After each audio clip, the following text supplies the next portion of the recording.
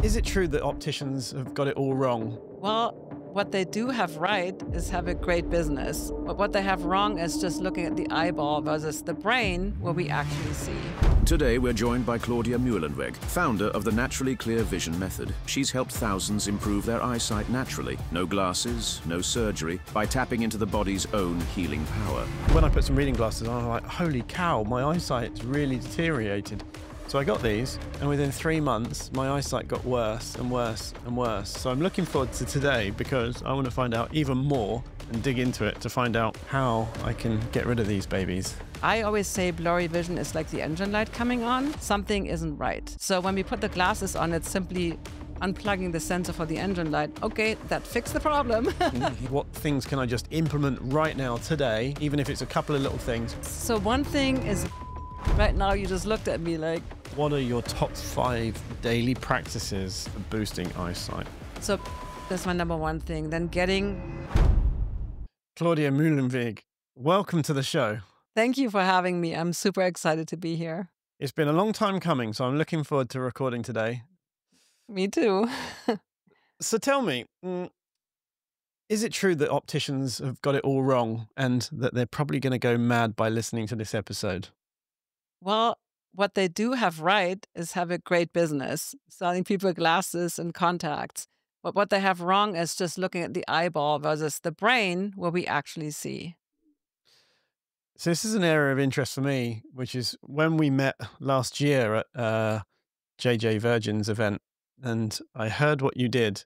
I'd been wearing these glasses for 3 months, okay? And my eyesight has been pretty much 20/20 my whole life.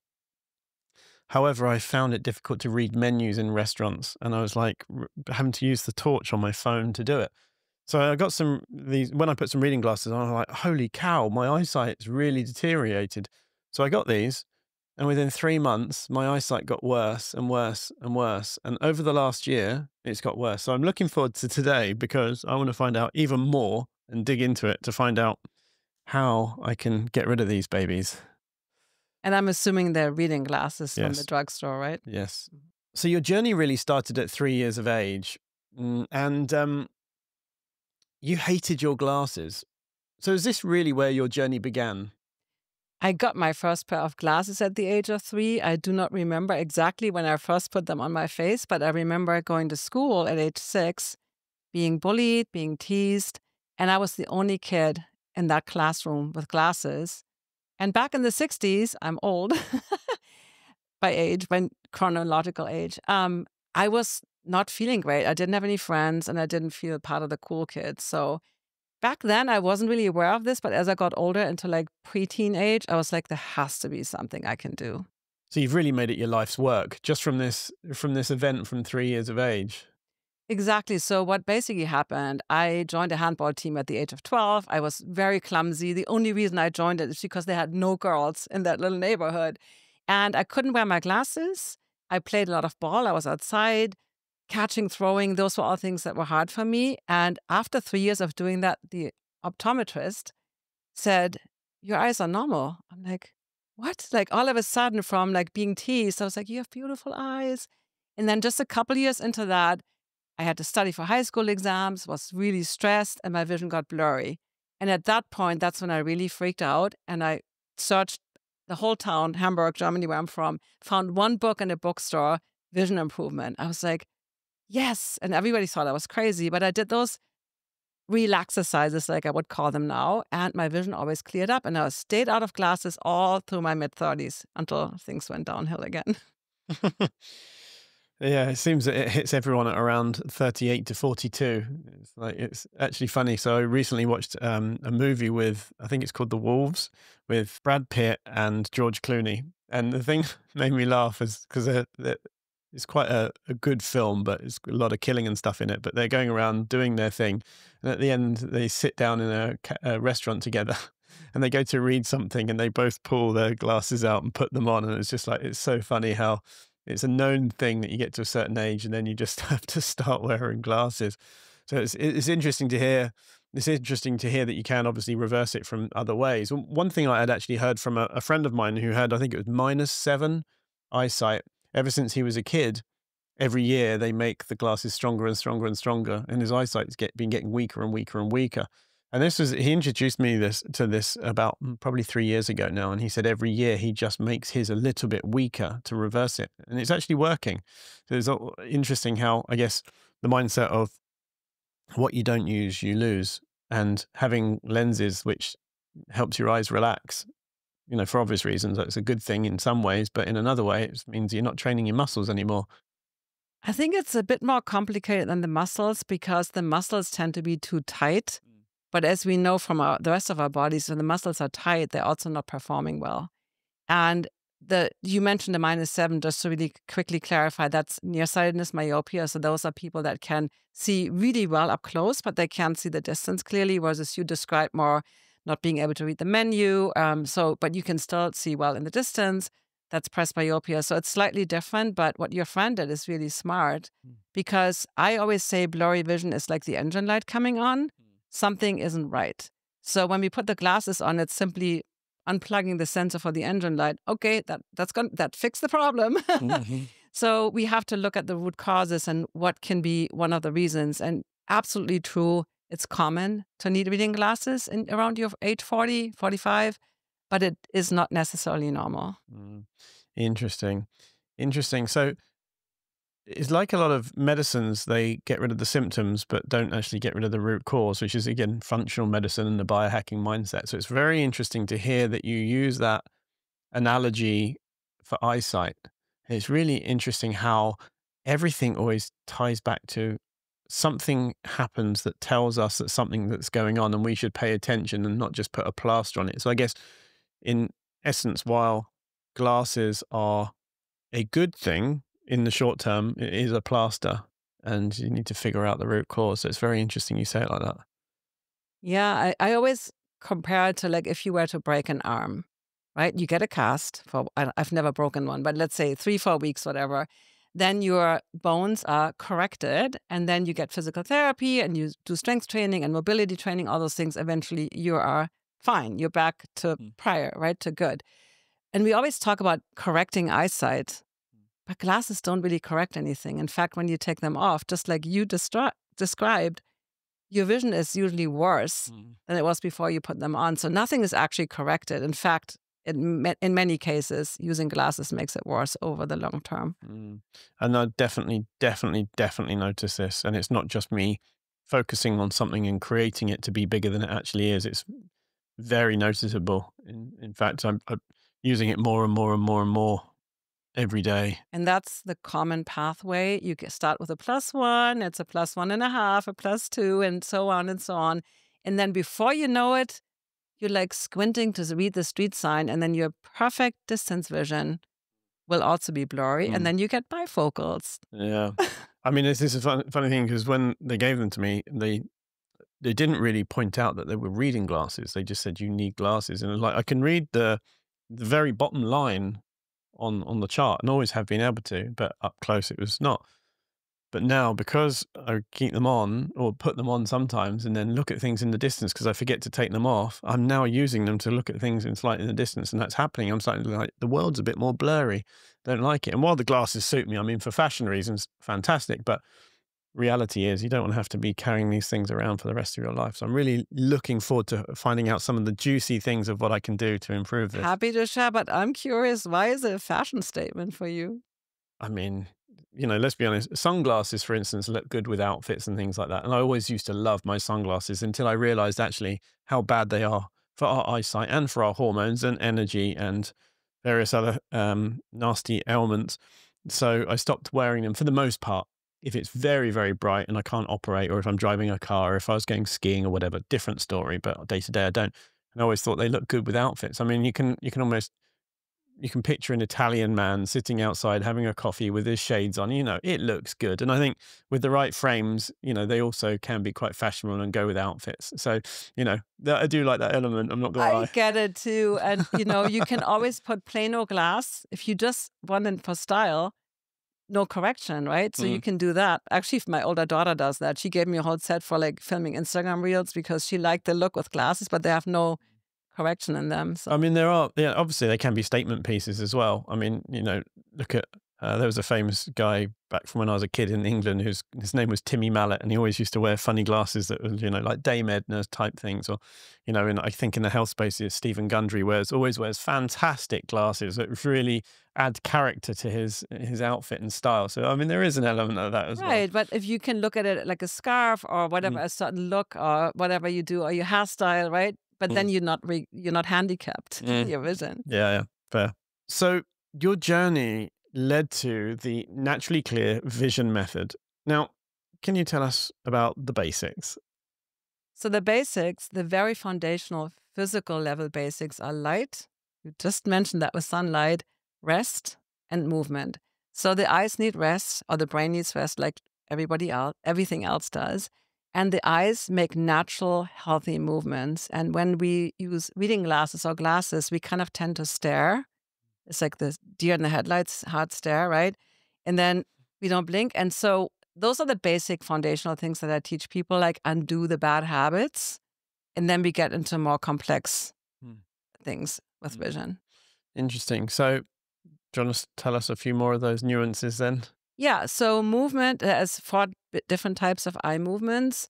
We don't have to go into all of them, but one of them, the saccadic eye movements, are those little vibrations healthy eyes make. And when you wear glasses for a long time and you do that staring, they kind of get more frozen. So there's less of a frequency. So think of it as the heartbeat of the eyes.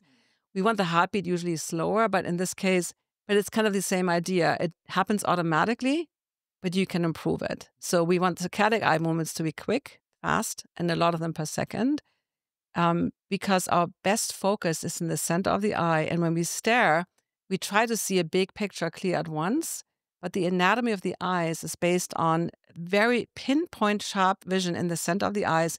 And the further you get away from that point, Mm. the more blurry it is. So, in other words, when your eyes move a lot and take these really quick, like a super fast shutter speed on a camera, take these quick make these quick movements, you have more clarity all around. Mm. Does that make Yeah, sense? no, it does. It does. In fact, it reminds me of something my father told me when I was a kid.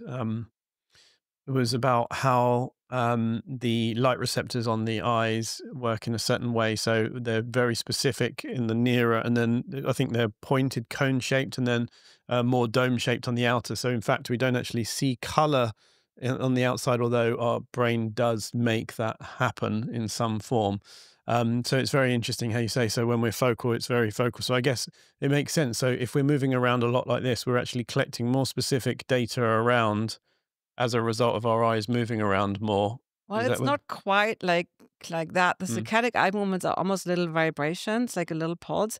But your dad was absolutely right. So in that sharpest part of our vision, the macula, actually inside the macula is the fovea. We only have cone cells. mm, Those give sharp vision, color vision, and then on the outer periphery, we only have rod cells, and those give us peripheral vision. They see movement. They work at night. Have you noticed at night there's no color? mm, So the rod cells are as important, but for sharp vision, and that's actually what we mean by eyesight, we mean sharp visual acuity. Vision is night vision, binocular vision, color vision, all these peripheral vision. There's all these other aspects to vision, versus eyesight is that exact piece of how sharp can you see something. interesting. Really interesting. So Dad was right. He was. So tell us a bit more about the basics about the clear vision method, because I really want to know a bit more about some of the things that people could be doing and taking away from today. Just for instance, if they listen to this point in the podcast, they're like, actually, yes, my eyesight has been deteriorating, and I have been relying on my glasses. What things can I just implement right now today, even if it's a couple of little things? Yes. So one thing is blinking. Right now, you Mm, just looked at me like, mm, yeah, we tend to stare, especially when we look at screens. They have actually found in studies that when people look at computer screens or phone screens, we tend to blink 2 to 3 times per minute. But we really want to blink every 2 to 3 seconds. mm, That keeps our eyes lubricated. It keeps our gaze relaxed, prevents that staring. So blinking more. I had to initially put stickers on my computer, and every time I was doing anything, oh, blinking, blinking. And then it becomes a habit. So once you get used to that, people that have great vision always blink a lot. mm, And this is like the little saccadic eye movements. You do them automatically, or you do it automatically, but you can improve it. Just like breathing, mm. right? We can improve it. So we can think about it initially. We have to remind ourselves, and then it becomes a second nature, right? So that's one thing. Getting natural light. You already talked about this. I think you're big on this too, getting natural sunlight. We don't recommend, or I don't recommend sunglasses unless you are in very extreme conditions, extreme brightness, or your pupils don't constrict. I always call the pupils our built-in sunglasses Mm. because when it's bright, when you have a healthy eye, they get small, and when it's dark, they open up. So that's one of the things. If you want to improve your night vision, don't automatically turn all the lights on. Don't use night lights. Don't use flashlights. It takes up to 30 minutes for those rod cells to actually fully come on, so to speak. Mm. So they're very, very light sensitive, but they don't immediately snap on. So it takes a little while. If you've ever been in a bright room, turn off the light. Initially, it's all black. You see nothing. And then more and more and more, you see features. So practicing those things, going for night walks are things. And then another thing is just close your eyes more often. You don't always have to have them open. Sometimes you're in a boring Zoom meeting, and you can just. I used to do that in school and got in trouble for that. I did it as a kid because I could hear, listen, or learn better when I just listened versus seeing. But those are things we can do. Just resting our eyes, close them when you don't need to. Not when you're driving, of course. Super interesting. I'd like to touch on the sunglasses thing just quickly because I mean, it's controversial, very controversial, Mhm. especially with opticians or optometrists, depending on which country you're in, how you say it. Mm, they say, oh, you should wear sunglasses. You should always wear sunglasses. But the thing is like with my MacBook, they have a Retina screen and a light sensor, so it adjusts depending on the light or the brightness of the environment, right? So it knows how bright it should be, and our eyes, from what I've read, and I've read quite a lot into this particular subject, our eyes, as you say, adjust depending on the light. Now, if we have sunglasses on and our eyes think it's nighttime or like sunset time, then our eyes will be wider open when they shouldn't be. And our bodies, and from what I hear, is our natural sunlight protection for our skin adjusts based on how our eyes are perceiving light around you. So if you're in the blasting hot sun on a sunbed, like laying out on the beach with sunglasses on, your eyes don't know what time of day it is, and therefore your natural sun protection will not be on high alert and therefore more likely to burn. In fact, there's, Dr. Jack Kruse, which is a controversial character, and he talked about a lot of weird and wonderful stuff, but also a lot of science and sense as well. Actually says about this, talked about this quite a lot, how sunglasses are absolutely crazy. And actually he quotes some things around skin cancer rates specifically from wearing sunglasses. And he thinks that the rise in skin cancers has come from wearing sunglasses instead. So what are your thoughts around that? I'm saying the exact same thing. I've been saying it for years. That's actually been studied in dermatology journals about this exact thing because our brain calibrates how much melanin to secrete into the skin based on the light levels coming through the eyes. So, also, what you just said, when you're on the beach and you don't have sunglasses on, you're like, oh, it's really bright. I better put some sunscreen on or go in the shade. But when you have the sunglasses on, you're like, oh, it's not that bad. 100% agree. And what I find is, and I found that with myself, I hated night driving because those bright headlights from cars, I was like flipping the mirror around. And once I started not using sunglasses and doing specific practices that I teach called sunning, there's different specific practices we can do in addition to just not going with sunglasses. Night driving is not a problem anymore because I'm not purposefully looking into the bright headlights, but they don't bother me anymore. And the pupillary reaction, which is the time they constrict really quick and then they open again. If you always wear sunglasses, that is literally a muscle in the eye. It never gets to constrict. It doesn't know how to work because you always have these protection.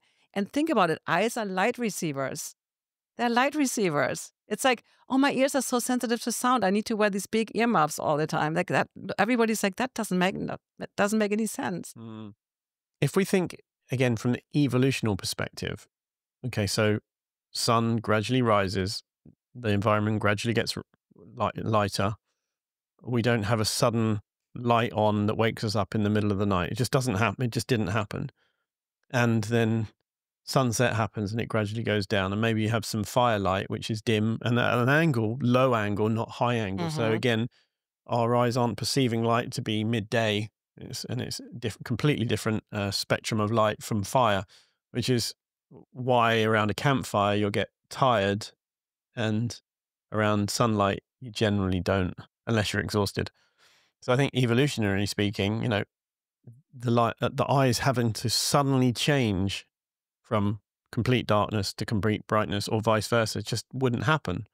And the thing is like, if you think about this, again, cavemen, for instance, they didn't have glasses. I mean, they just didn't. And I mean, I guess you'd probably be eaten or beaten up or dead if you didn't have them. So again, it was something that probably wasn't genetically predominant because those genes didn't survive and replicate. And nowadays, with more fake light, iPhone, and in fact, I've built Instagram over the last however many years, and it's holding the phone at this distance, which is exactly where my eyes got weakest from the fake light all the time. So it's like now is becoming predominant from our environment, less genetic. I think one thing about the cavemen, I mean, we could also argue they probably died at 40, I don't know. But the other thing is the peripheral vision is actually more important for survival. And that's something that we haven't yet talked about, which also in traffic, people, especially people that wear glasses, have that tunnel vision. So they think everything behind the glass is super sharp and everything beyond the glass is blurry. Now, everybody's peripheral vision isn't great. We only see movement in the outer periphery. We don't see color. But, and we talked about this already, we have the sharpest vision in the center of the eye in that little spot. So that is the tendency to kind of ignore peripheral vision in our daily lives nowadays, especially we sit on screens. You know, people literally run into things. You know, it's definitely an issue. And it always drives me nuts when I look at the driving authorities. I don't know how it is in the UK, but in the US, you have to pass a visual acuity test. You know, I just did one. I had renewed my driver's license. You read the chart. It was super easy. This eye, this eye. But I'm like, isn't like depth perception and peripheral vision almost more important now with Google Maps and make a turn in 100 feet, you know, versus being able to read street signs from like 2 miles away, you know? But so that's a thing that's really important too that we really ignore nowadays. It's actually funny because you made me also think then just about people walking down the street with their phones in their face, looking at Google Maps, looking around for a shop on the map, but forgetting the lamppost in front of them. And the amount of times I'm walking around in London, for instance, I'm like, you know, I tried to be gentlemanly about it, but someone walking around on their phone like this, like, watch out, or look where you're going, because they're just literally just going to walk straight into you or a lamppost, or like, it's very risky around, especially in a city where you've got bikes and cars and everything flying around everywhere, and yet people are here. In fact, I saw someone walking up and down the street near my home a few months ago, and they were looking around for something on Google Maps, and the shop was right there, and they were walking around because they were trying to get to where it was on the map instead of it's actually just looking up. It's like, and then they went, oh, it's here. I think we're really losing brain capacity because I remember when I first moved to LA and we had that map with like 1,000 pages in tiny print. And you just had to remember, oh, I have to make a turn there and there. And now I see that with myself. We rely so much more on just technology. And I love technology, don't get me wrong, but taking over things. And I feel like I used to drive a stick shift and I still love driving a stick shift. But, you know, the cars get more modern and I think less and less ability to like, the car tells you, keep moving, the car in front of you has left, you know, versus us actually paying attention. And vision is so much related to being in the moment and paying attention. Yeah, great point. Returning to your foundational exercises, can you guide us through your blink and breathe method, please? Yeah, so we talked about how important blinking is, right? We also know that breathing, we didn't talk about breathing yet, but we want to be in the parasympathetic nervous system in the relaxation response. That's when our vision is best. When we are stressed, our vision is worst. So I came up with this technique that kind of covers three things. Yes, the blinking, getting into that parasympathetic nervous system response, and everybody has tight neck, which is related to poor vision. So the way we do it, you basically start with chin to chest, and then you blink, blink, blink, blink, blink, blink, blink. You inhale, and then you exhale, and doing 1.5 circles with your head all the way around till you land back on your chest. And if you want, you can take a recovery breath, because some people might get dizzy, and then you do another round, the other way, of course. So inhale, blink, blink, blink, blink, blink, blink, and then exhale, and then close your eyes and go the other way. Exhale. And when you do that longer exhale, that's one way to get into the relaxation response. You practice the blinking and you get rid of some potential neck tension, which is a big issue. Tension in the body, generally speaking, but especially in the neck, in the head obviously directly affects your vision. Interesting, because, okay, so I recently recorded an episode with Errol from Muse neurofeedback device. And when I started playing around with the device, many, many months ago now, one of the exercises it has when you first start tuning the device is close your eyes and take a breath and see what happens to your brain state. And you can track it and you drop straight into alpha, I think it is, almost immediately. Like you can measure it and it shows you in real time. So you look on the app and say, wow, the moment I closed my eyes and took a breath, my body dropped into parasympathetic state. So it's very interesting to do that. And the other thing is that obviously I've got quite tight neck muscles, and this is something I work on consistently. But I find myself throughout the day doing this all the time. And obviously I work a lot on the neck as well. So it's just quite funny how intuitively some of the things that you're saying now from various different methods come exactly into your method. It's very interesting. It's like some carnivores, for instance, may have a methylation gene issue, and so they require more B12. So therefore, they naturally eat more meat without realizing that they actually need to eat. We intuitively go towards that which we need. We have cravings for things that we need. So it's very interesting that you pointed that out in that way. I really like that. Is there anything else around, the blink, breathe, and circle method that people find particularly good for their eyesight? Well, I find it like you just said that taking the longer breath, kind of resetting the nervous system, practicing the blinking. Sometimes I also tell them do like 10 seconds of butterfly blinking, just blink a lot, because we can teach the body to do things versus putting stickers everywhere to remind it. The other thing I want to talk about, neck tension, because you just said you have a lot of neck tension. Well, my chiropractor 30 years ago, he does a lot of massage on my fascia release, and he's always, your sternocleidomastoid is tight, your pecs are tight. You're doing a lot of chest breathing, which we unconsciously do automatically when we are stressed. So practicing that more diaphragmatic breathing into the belly is a good way. So when you have a tight neck muscle, it's probably because you've been stress breathing. So I always like to look at the root cause. Why is the neck so tense, right? And sometimes we just slept bad or whatever, the neck is stiff, whatever. That's different. I'm talking about that tension that we carry around. So releasing that's part of my methodology, is working with the body. It's really important to identify those areas where you hold your tension. Everybody is slightly different, but I haven't heard one person, one client of mine who had almost perfect vision, who just wanted to get it to 20/10. He said, I don't have any tension in the neck. I'm like, well, because you have really good vision. You just want to make it even better. Remember, if you want to learn how to take control of your health and you're sick of traditional healthcare and temporary fixes, you should come to the Health Optimization Summit. You can join other like-minded enthusiasts and meet the world's leading minds in health, wellness, and science. You can even test out a load of groundbreaking health tech and latest supplements. Get your tickets at healthoptimization.com. As we all know, everyone's postures are really bad, especially when they're playing on their phone all day long. Everyone's like this, or on the laptop. And my eyesight is worst where I hold my phone and my neck's tight, even though I do quite a lot of work to correct that, but I'm always obviously not correcting it all day long, every day.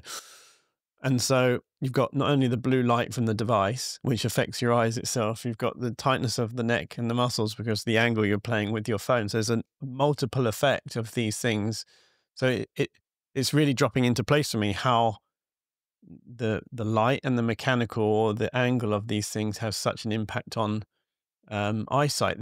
The other thing is I noticed that from time to time I get an aura migraine. I'm not sure if you're familiar with aura migraines. Yeah. So my vision, I know the moment it starts because I start looking at something and the focal area of my vision goes, I can't read or see. I don't have that pinpoint bit in the middle of my vision. I'm like, actually, I can't read. I'm starting to go a bit blind here. And to look at something focal, you have to look straight ahead and then make sure your head's moved to one angle so you can actually see from the corner of your eye slightly. Thing is I've noticed that it's almost like a tightening of everything from the dehydration. And from dehydration, it tightens everything up. Your neck gets tighter and then your vision starts going. And then you get the aura And then if you don't approach it with lots of water, and I put a teaspoon of Celtic salt in, and if it gets bad, I have ibuprofen, which is obviously helps with the inflammation. If I don't hit it within 10 minutes, I'll come on with a full-blown migraine. My eyesight would be almost zero, and I'll be in bed in a dark room with a migraine.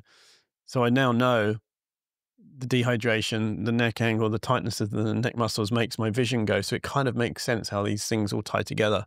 Probably also a lack of enough blood to the brain, right? Eyes are part of the brain actually.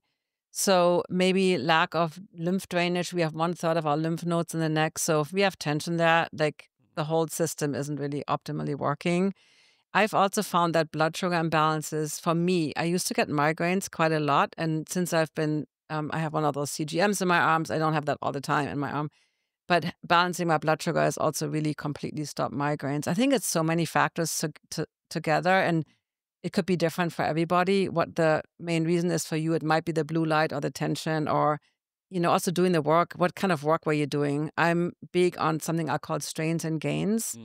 Basically, noticing when are you straining? When are you straining your eyes? And everybody's like computers, screens. Well, maybe it's also the task that you're doing, maybe the person that you're with. I had a client once say, when I go to the garden, my vision gets worse. I'm like, really? Like everybody loves to be in the garden. All I see is all the weeds I have to pull. So, getting more tuned into like, what are the factors that make you relaxed and happy and when your vision is best, and what are the factors or the people or the environments or the light, whatever it is, that makes it worse. So tuning into those things makes a huge difference. One thing I want to touch on right there is that you mentioned how the eyes are part of the brain. And it's really funny because part of my background is psychology, cognitive hypnotherapy, behavioral sciences, NLP, and whatnot. And a big part of NLP is eye movements. And part of cognitive hypnotherapy and some of the psychology I've been in really understands people's eye movements to the next level. And, and I often observe without observing, kind of like unconsciously, I can play back what people have done with their eyes. Some people have massive range of eye movements when they're thinking. For instance, I think it's very obvious with myself, and also the same with my friend Sim Land. When he's thinking, you can see his eyes are really, really up in his head thinking. And it's very interesting. I consider myself to be a very visual type. I can picture things. I can close my eyes and see things almost perfectly in my memory, and I dream very vividly, and I'm there. Or when I'm experimenting with certain things or on journeys, should I say, I can close my eyes and I can be swimming in the ocean amongst the sharks or up in the sky flying like Superman or whatever. And vision or eyesight, even with my eyes closed, is such an important part of my life. And it's just very interesting to see how we can develop these skills and how the eyes are connected to the brain. And I'll tell you one example. I'd love your opinion on it. When we remember certain people, we remember them, we store them in certain places in the brain. So for instance, I know without hesitation, when I think of my grandfather, he's always exactly in the same point. The memory is stored somewhere from what the concept of my grandfather. My grandma is there, always the same. It's like, well, actually, eye accessing cues tells us about how our brains are working. So if our eyes aren't that active, I don't know what that says about someone's brain or how they're actually using their eyes and their brain. And some people, for instance, my brother, he's very introverted, but he thinks inside his head and doesn't really do a lot of eye movements. He's always in the same place with internal dialogue voice. I think there's a lot of things to pick apart from that. Eye movements, first of all, we talked about the saccadic eye movements. There's obviously tracking eye movements. You're following a bird in the sky. There's so-called ocular vestibular eye movements. You turn your head in one way and you turn the eyes the other way. That keeps us balanced. So there's, and now the fourth one, I forgot right now. I'm blanking. But the point is, it's not necessarily about doing all those eye movements. And I do that too when I'm thinking I might be looking up to the right. I know NLP, but I don't understand enough of it. So what we do in naturally clear vision method, sometimes people have very tight extraocular eye muscles. We have 6 of those. And doing something which is more like yoga eye exercises, I don't really teach them. I just want people to check in on their eye muscles. So are they, when you go to the left, the right, up and down, are they in any way like tight? And that's something where we could do some relaxation practices. generally speaking, we always want to move the head with the eyes. So if I see something up there, I'm not going to do this, looking up, but I'm moving my head up, right? So not like owls, the birds that are like can't roll their eyes in their socket. We have that ability, but you don't want to be like robots, but literally moving your attention to where you want to look. And then you also talked about memory and imagination or visualization. That's a huge piece that we can talk about more if you want. Yeah, I mean, I love it. I mean, it's the eyes are the entry. Was it to the soul, they say, or whatever? I mean, we can tell so much from eye movements. In fact, I did notice how very visual you are in how your eyes move and when you think. It's actually very interesting. I find it's generally with people that are very good thinkers, generally that do that, or people that have experimented with a lot of psychedelics. Actually, I noted the more psychedelics that someone's used, the more they generally use their eye movements. It's actually very interesting. It's almost like they open up more areas of their brain. So this is something I look for in people quite a lot, actually, for the last 20 years or so. So I'd love to dig into this maybe another time. Sounds good. So let's make this super action packed for the listener. What are some daily dietary and lifestyle changes that the listeners can adopt, so that they can maintain eye health? So I am not a believer of these strict rules. There's always optometrists love to say this 20, 20, 20, like 3 times 20. Every 20 minutes, look up for 20 seconds, 20 feet into the distance when you work on the screen. I'm like, come on, who sets a timer for 20 minutes or 20? So unrealistic. So what I say, put your computer in front of a window if you have the ability. If you work in a cubicle, you just have to get up a lot. It's easy. You automatically move your eyes into the distance. You don't even have to like get up or turn around. So instead of sitting at a wall, do that. Simple thing, simple hack, whatever you want to call it, to make it super easy because like Atomic Habit says, we have to make things easy to implement them, right? So that's one of the things I recommend. Simple, make it simple like that. We talked about sunglasses. Maybe looking near and far is important, but I don't like so much to think of like, now I'm looking at my thumb, now I'm moving it far away. And yes, you can do those things, but vision improvement is not mechanical. We have to use the brain, and actually emotional mental states are super important. So if you just do mechanical exercise like your crunches for your abs, you're not going to see any results. Because yes, it's great to move the eyes and, get blood flow into the muscles, but that doesn't affect how you actually perceive, which is all happening in the visual cortex. So again, the mechanical stuff, the more biohacking things we might call them, right? It's like that is only getting to a certain level. But that doesn't mean that it's not important to take care of the health of the eyes and eat a good, clean diet. I mean, you talk about diet all the time. I mean, I really have nothing to add to that. No processed foods, no sugar, alcohol. Like, we know all these things, right, that are bad for us. So one thing that keeps on coming up for me actually is fatty acids and having your omega oils balanced. And as we know, with modern diets, they're generally very high in omega-6s, very low in omega-3s, and we need more omega-3s than omega-6s. So, what do you know about this topic specifically around eye health? I don't really teach diet that much. If people ask me, I always give them advice, and we do need 100% agree. We need a balance. The brain needs lots of omega-3 fatty acids. The eyes need that. There's still debate if it actually helps with dry eyes, because dry eye is a big thing that a lot of my clients experience. I always say, do some blinking, close your eyes, first 2 things, and then look at your omega-3 fatty acids. But I think studies have not been super conclusive, but we know that we need them. So we need a good balance. So yes, there's no discussion around it, looking at not eating all the bad oils and bad fats and really making sure, and maybe using a tracker for a week. That really helped me. So when you use a tracker, you can actually exactly figure out if you eat the right balance, because otherwise, how do we know? I mean, I did MyFitnessPal for 3 years of every single thing I ate or drunk, and it drove me mad. I mean, it was great because it kept me on track, and it's like, oh, in the last week I've had this many more grams of carbs a day on average, which is why my body fat's actually gone up, which is, it's great, but at some point it drives you mad. Sometimes It's a little you just obsessive. need to, Yeah. it is, but it is also very good depending on your goals. And I think, for me now, I'm trying to average a certain amount of grams of protein a day.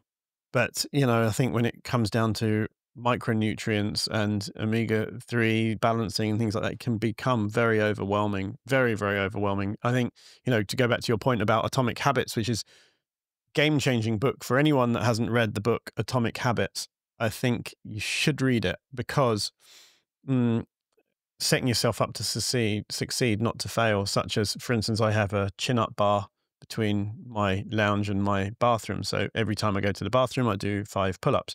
Or having a balance board next to my standing desk so that, I'm doing this the whole time. It's just like, it's there, it's easy. Or, even if you've got dry cleaning to go out, you put it in the doorway before you go so that you're not going to forget it. These things, you set yourself up to succeed. And I think when it comes to things like eyesight, for instance, or your diet, it's like you said, have a view, make sure that your desk is facing out the window so that occasionally you're looking up and out, and you do it automatically so you don't have to think about it. Because when you think about the compounding effect, everyone knows what it's like to get their credit card bill at the end of the month and you see, oh, I've only had like 20 coffees and it's, $4 here or £5 there or whatever. And then all of a sudden it's like $5,000 credit card bill. How did that happen? It's like, well, that's the compounding effect, the building up of all these little bits on a daily basis. So if you think you're sitting at your desk and you have a view out the window and you're looking 20 or 30 times a day, that beats the 20-20-20 rule so easily without even thinking about it, right?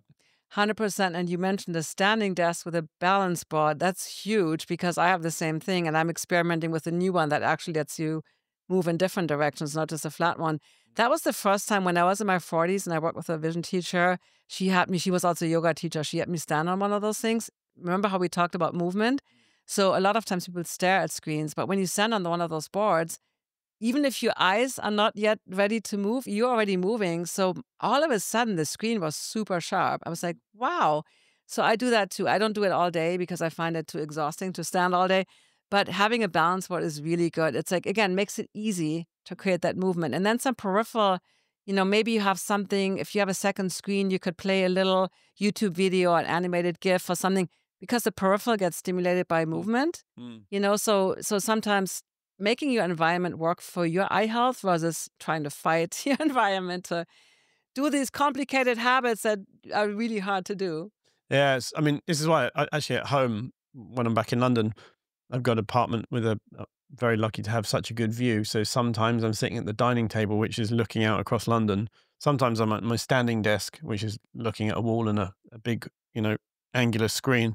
And other times I'm sitting at the kitchen work surface and it's all different environments. So I really do automatically adjust to doing that because it's just so boring sitting in the same place all day, every day, and just like staring at the same thing. So I like to mix it up.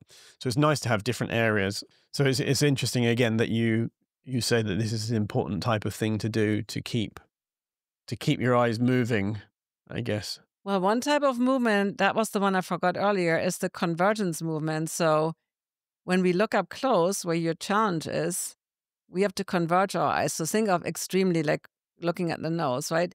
There's also a piece of practicing this converging, diverging, and not avoiding things that are close to us. Because I found a lot of times as we get older and the faster they take, people more like, I don't want to deal with all the details. You take care of all this. I have the big picture of you, which is great. I can totally relate to this.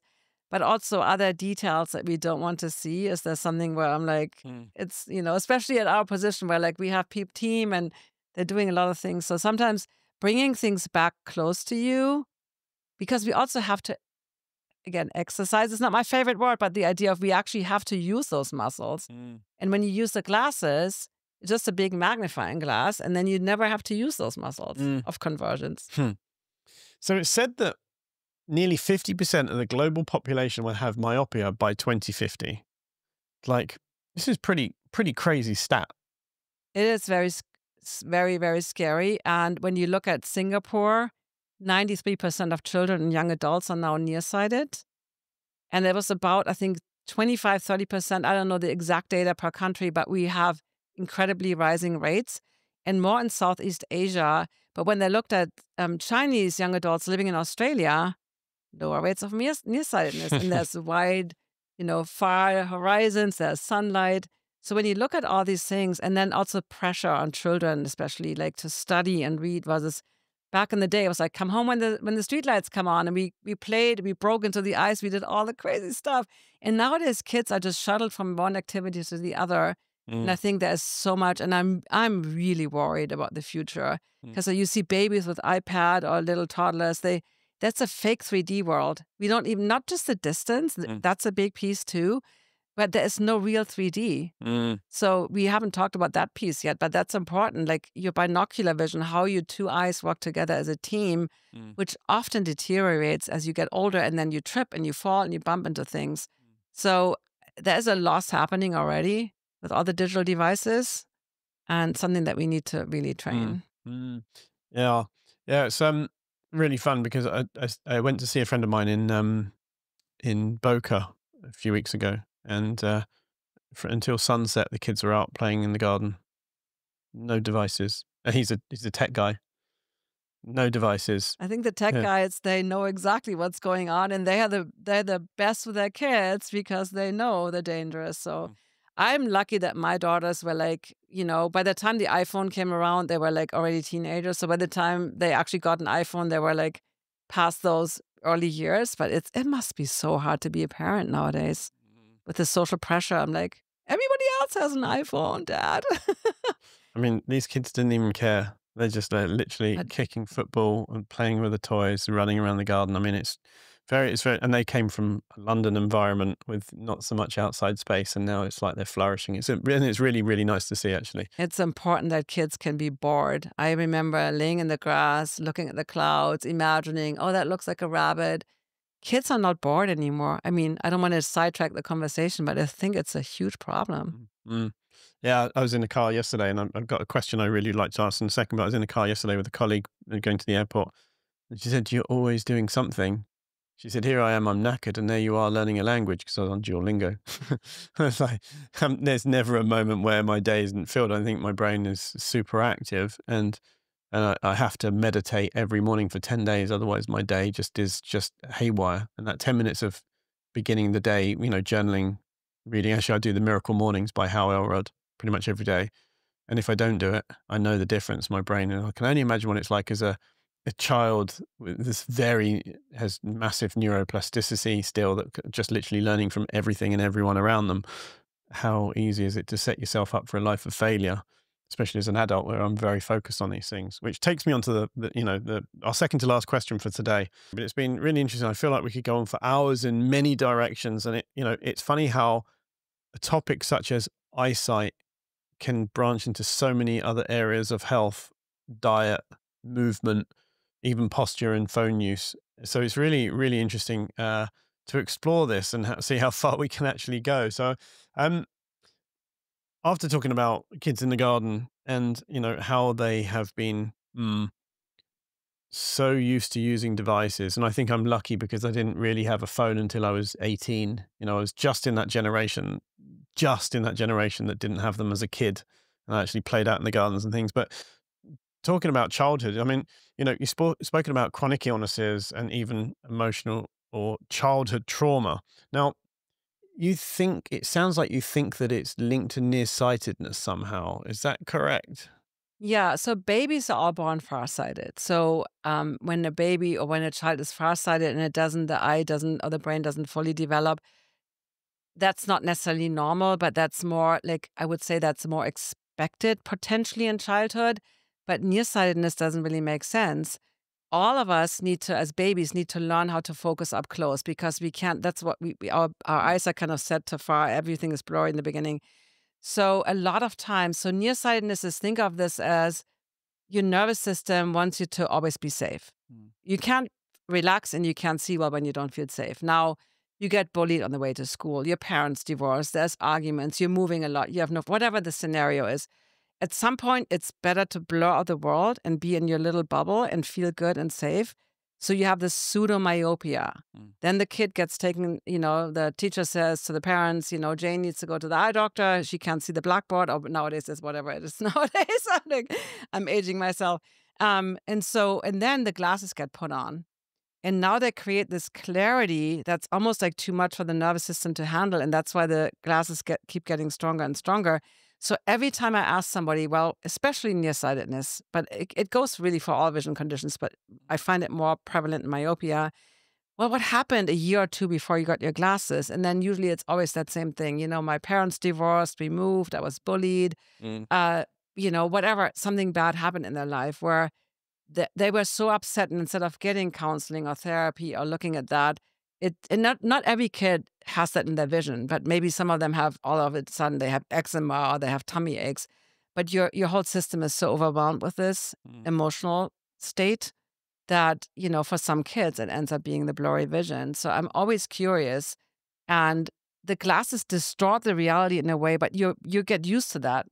You get used to that so easily. So if you've ever put somebody else's glasses on, you're really disoriented. And then your friend in the beginning that stepped down, that's so smart to do. But initially that might feel awkward too because you've gotten so used to that. Mm. So we always have to look at the emotional root causes, but not just in children, also in adults. What's been going on in your life? Mm. There's always something. Yeah, it's interesting how our different people have different things manifest from often the same thing. And it's always like in just about every health questionnaire I've ever filled out, and they're like, have you had any traumatic experience in the last 2 years when or before this started? Actually, interesting for me, before I got ill, it was actually kidney stones. Mhm. And I was worried about having one get stuck again anytime soon. And that stressed me out for a whole year. And then that threw my whole nervous system out. And then I was in fight or flight all day, every day about these damn kidney stones, stressing about it happening. And then when your vision got worse, what happened then? And I'm saying we do age. I always say, listen, we get wrinkles, we age. I mean, pretending that doesn't happen is also doesn't make sense. But there's always a connection because I know many people that are in their 90s and they can read fine print, Mm. no problem, Mm. right? So what's going on, right? We have to look at those things. Mm. So the future of vision care. Do you think the world will be integrating more natural eye care procedures or protocols, such as the ones that you talk about, into, mainstream thinking? I see a big sea change happening, and especially medical doctors or eye doctors who then study functional medicine and change their kind of understanding of how vision works. And I was just interviewed on a big summit that's actually coming out soon by an ophthalmologist, a neuro-ophthalmologist, and we met in the mindshare community. And she initially said, when I first met you, Claudia, I thought what you were teaching, that doesn't make any sense. And then we talked more. She also studied functional medicine. And more, she now I'm interviewed on the summit. And it's like I feel there's more and more conversations happening to the medical field that's more interested in kind of maybe disenfranchised what they've been doing. Mm. I think it's slow, but it's happening for sure. And I feel that the best things are the mix of ancient traditions that we had for thousands of years. People bash about the Bates method, which is the foundation of all natural vision improvement. But he was an ophthalmologist. He taught at Columbia University just because he did it 100 years ago. We do love yoga. That was 5,000 years. It's like, but neuroscience, Andrew Huberman talking about these things, we now have more and more understanding. I love the connection of science in ancient traditions. And so many times, science just confirms what we knew all along, right? Yeah, that's very true. I mean, I think I got tennis elbow about 3 weeks ago, right? And I've been putting DMSO magnesium on it, and I've been stretching it and moving it and stuff like that. And I went to see a trainer in Boca while I was visiting my friend, and he said, "Oh, it's all your shoulder." Interesting. He said, I said, "I've been playing tennis." He said, "Oh, okay, so let's have a look." And he gave me some exercises, and within a few minutes, the elbow wasn't hurting at all anymore. And I'm still recovering on it, obviously. But point is then I messaged a functional practitioner, movement practitioner that I work with in London, Casper's. He's an amazing guy. Does all the cupping and the deep tissue and the trigger point release and all this, like literally the full 360. And I didn't tell him anything other than tennis elbow. He said, "Oh, it's that damn shoulder of yours again." So it's like reductionist medicine would say, "Oh, let's look at the elbow. There's something not right here, blah, blah, blah, blah, blah, blah, blah." But in terms of trainers and movement coach, functional movement coach, they know if there's something going on with your elbow, it's your shoulder or, your chest area that you're just not moving it enough, and therefore it's all becoming too tight. However, with eyesight, optometrists or opticians or whatever, they go, "Oh, we look at your eyes. They don't do what you're doing." So it's like you're almost like a PT I always do this. They look at this eyeball as if it's somehow separate from the rest of the body, the brain, the person, and everything, the emotions. And I think that's the problem. And I think we do see changes happening. And I wish more eye doctors would understand this and, give their patients the option. Because let's also face it, Tim, a lot of people want the quick fix. They want the pill, they want the whatever. Not everybody is willing to do the work that is required. And honestly, I think it's important that we know the options and let people choose. Because at the end of the day, we can't force anybody to, move every day, do all these things, eat a clean diet. It's everybody's own choice at the end of the day. But having the option and understanding this is so important. It's really, really nice to hear a non-reductionist approach to eyesight. And when we haven't even talked about glasses and, it actually being used. I mean, I do think a valid question would be from people is like, well, actually my eyesight's so bad right now, I can't just stop wearing my glasses, and obviously so, because that would be dangerous and not smart. But what do you think, people that are listening to this now that are saying that they have glasses, obviously you can do the things that we discussed in this episode and maybe reduce the strength of the lenses tiny bit, not medical advice, letting everyone. Yeah, But, no medical advice. yeah, but what else is there that people can do immediately right now if they got their glasses and go, this just isn't realistic for me right now? Super good question. That's part of my method. Because first of all, we need to understand that glasses, and you know that you use your reading glasses for reading. You don't, well, you said you started looking up. But diopters, which is the strength of glasses, to really super quickly explain this, they only work for a specific distance. So whatever you need for reading, you don't need for computer, you don't need for driving. So I always tell people, only use the glasses where you really need them. That's number one. And when you don't need them, maybe you go on a hike and things are a little bit blurry. I don't want you to live in a blurry world because that disengages the brain and that doesn't help at all. But stepping down the glasses, maybe talk to your eye doctor. Can they reduce it a little bit? Can you get computer glasses? If you wear contacts and you're nearsighted and you wear them all day, instead maybe get contacts for computer distance if you spend all day at the computer and then put a -1 or whatever your eye doctor gives you on top as cheap glasses to use for driving. So that would be way better for your vision than running around with contacts in your eyes that are meant for distance, but now you're looking at the near point all day, which is a huge strain. So I think it's important. There's also something called pinhole glasses. They have little holes in them, not for driving, but some people like them for computer, for reading, for watching TV. It's another way. They don't improve your vision, but it's another way to get clear vision without, when you can't just throw your glasses away. It's really important because I think we have to be realistic. And living in a blurry world is not going to help you. In fact, you're going to strain and your brain is going to disengage and check out and not focus on the things you see clearly or better. And it doesn't help, Yeah. Awesome. So to finish off today, what are your top 5 daily practices for boosting eyesight?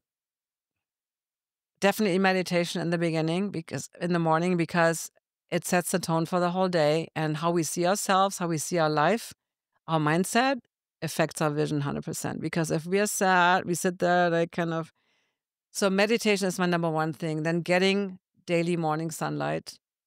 I also, I do sometimes, depending if my eyes are strained, but I do that palming where I cup my hands over my closed eyes. I started doing sauna, going for a walk, noticing the things. One thing I love to do is called color of the day.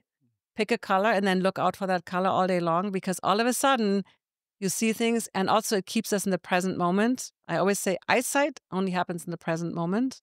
Hindsight, vision, future, but in this moment, the only time where we actually have eyesight. So being present, I guess those would be that might be 4. I don't really do these practices anymore. I just use my eyes well all day long. Initially, it's like when you try to eat a healthier diet, you have to learn some recipes, you have to read labels. At some point, you kind of know, it's kind of, so yeah. But that's, I would say, and then journaling is also something I think is important. And I really recommend that for everybody, putting the pieces together like Sherlock Holmes. Why is my vision blurry today? Like, what did I eat? What did I do? What did I think? Because the more we do that and reflect on those things and our emotional states, the more we things fall into place and make sense. I love the color of the day idea. I love it. I mean, priming. Really good. For instance, if you buy a yellow car, you're going to spot yellow cars everywhere, and it's actually really good to keep the brain active. Hmm. The other thing you just touched on there, which where we wrap up, I noticed last week I had one day where I didn't need my glasses at all. And I said to my colleague, it's like, I don't need my glasses today at all. Like, my eyesight is perfect today. It's really interesting. What happened that day? What did you do? I What don't did know, you do because the I day was like, well, before? actually, I don't know, but I will know if it happens again, or when it happens again. I'm going to make sure I think about what happened the day before. Because that gives you clues as to what's working for you and the things that are not. We talked about all the general stuff, computer, screen, light, or whatever, but everybody also has different things. And I think the mindset and the beliefs, people always say, I'm blind without my glasses. I'm like, oh, really? Yeah, you're going to be blind if you keep saying that. Our words have a huge impact. Our thoughts have a huge impact. And I'm not pretending, not fake it till you make it, but how can you say something, I appreciate seeing beauty, whatever it is, but say something nice or think something nice about your vision. You have beautiful blue eyes, you can appreciate that. And I've just remembered what it was. So the day before, I had cupping, trigger point release, and I'd worked on releasing my neck with Casper's. And if you want to look up Casper's, it's Casper's, Kaspars method on Instagram. And that was the day before. So I had cupping marks all over my back and my neck, and I looked like I had a massive love bite here. But I've had slow lymphatic drainage on this side for an ongoing tonsil issue. So you've just made me realize, so I know where the work needs to be done. So Claudia, thank you so much for coming in today. It's been fantastic to spend some time with you after meeting you last year in Phoenix. And looking forward to hanging around with you over the weekend. Thank you so much, Tim. It was fantastic.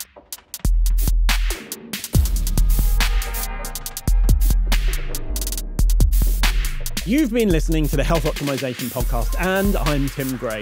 If you've enjoyed this episode, give it a thumbs up, leave a comment, and subscribe for more. And don't miss the chance to join me and 35 speakers this April in Austin, Texas for the Health Optimization Summit. Tickets are available from hosummit.com/Austin. I cannot wait to get the Paleo Tribe back together again. See you next time, and remember, let's spread the health.